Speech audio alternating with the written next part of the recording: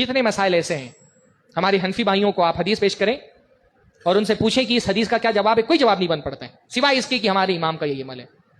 Simple سی بات آپ لے لیں، عصر کی اذان کا وقت، پوری امت کا اجماع ہے کہ عصر کی اذان کا ٹائم کب شروع ہوتا ہے؟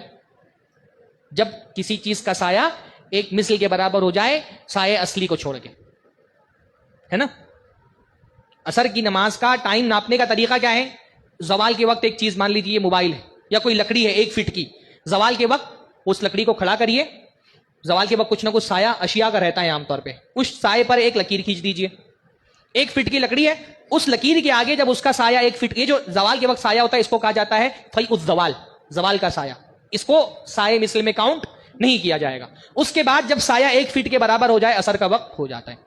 پوری امت کا اتفاق ہے اس پر کہ عصر کی نماز کا وقت ایک مثل سایہ پر شروع ہو جاتا ہے. یعنی 1 فٹ کے چیز کا سایہ اگر 1 فٹ کے برابر ہو جائے تو ایک مثل سایہ ہو گیا، وہ اس وقت عصر کی نماز کا وقت شروع ہو جاتا ہے. پوری امت کا اس پر اتفاق ہے. حضرت جبرائیل رضی اللہ علیہ السلام نے اللہ کے نبی صلی اللہ علیہ وسلم کو آ کر کے جو نماز کا وقت سکھایا، اس میں بھی اول وقت میں عصر کی نماز کب پڑھی؟ جب ہر چیز کا سایہ اس کے برابر ہو گیا. امام ابو حنیفہ تک ممکن ہے یہ حدیث نہ پہنچی ہو، یا ممکن ہے کہ وہ اس حدیث کو نہ سمجھ پائے ہوں. پوری ائمہ میں اکیلے امام ابو حنیفہ ایک ایسی شخصیت ہیں جو یہ کہتے نہیں عصر کا وقت کب سے شروع ہوگا؟ جب ہر چیز کا سایہ 2 مثل ہو جائے. پوری امت ایک طرف ہے، امام ابو حنیفہ اپنے ساری عظمت کے ساتھ، ان کے سارے فقہی خدمات کے ساتھ ایک طرف ہیں. بھائی بہت ممکن ہے نا کہ کسی امام تک کے اللہ کے نبی کی کوئی حدیث نہ پہنچی ہو، یا اس کو سمجھنے میں اس سے کوئی غلطی ہو گئی ہو. پوری امت ایک طرف، امام ابو حنیفہ ایک طرف. اب آپ کسی حنفی مقلد کے سامنے جا کر کے اللہ کے نبی صلی اللہ علیہ وسلم کی یہ حدیث پیش کریں، کیا جواب دے گا وہ آپ کو؟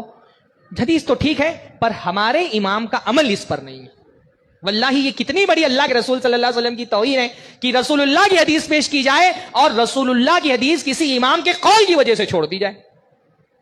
اگر کسی کے قول کو کسی دوسرے کے قول کی وجہ سے چھوڑ دینا یہ توہین ہے، تو یہ کہنا پڑے گا مقلد اللہ کے رسول صلی اللہ علیہ وسلم کی توہین کرنے والے. اچھا آپ ہم پر الزام لگاتے ہیں کہ ہم ائمہ کے منکر ہیں. بھائی ایک امام ابو حنیفہ کی فتوی کی وجہ سے سارے ائمہ کو آپ چھوڑ رہے ہیں نا؟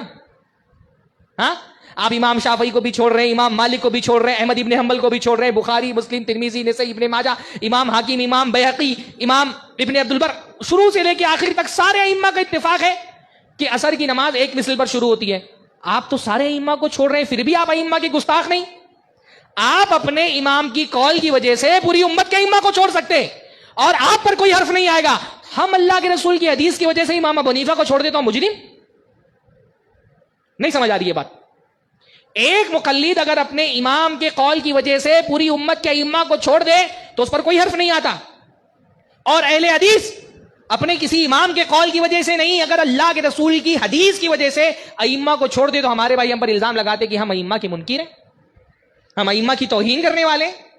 اہل حدیث الحمدللہ کوئی ایک فقہی مسئلہ آپ ثابت نہیں کر سکتے جس فقہی مسئلے میں اہل حدیث نے پوری امت کے ائمہ کو چھوڑ دیا ہو اور کوئی ایسا فتویٰ دیا ہو جس میں امت کے کسی امام نے بھی عمل نہ کیا ہو. اہل حدیث سے کیونکہ اگر کسی چیز کو سارے ائمہ کسی چیز پر متفق ہو جائے تو وہ اجماع ہو جاتی ہے، اور اجماع ہمارے نزدیک ایک شرعی دلیل اور حجت ہے. ہمارا معاملہ دین کے معاملے میں صرف یہ ہے کہ بھئی اللہ کے رسول صلی اللہ علیہ وسلم کی ایک حدیث آ جائے اور ائمہ میں اختلاف ہو جائے تو ہم ائمہ کے چہرے اور ان کے نام نہیں دیکھتے، ائمہ کی طرف سے دی گئی دلیلیں دیکھتے ہیں. جو امام رسول اللہ کے موافق ہے اس کو لے لیتے ہیں، جو رسول اللہ کے خلاف ہے اس کو چھوڑ دیتے ہیں. اسی کا نام اتباع ہے اور یہی نجات کا ذریعہ ہے.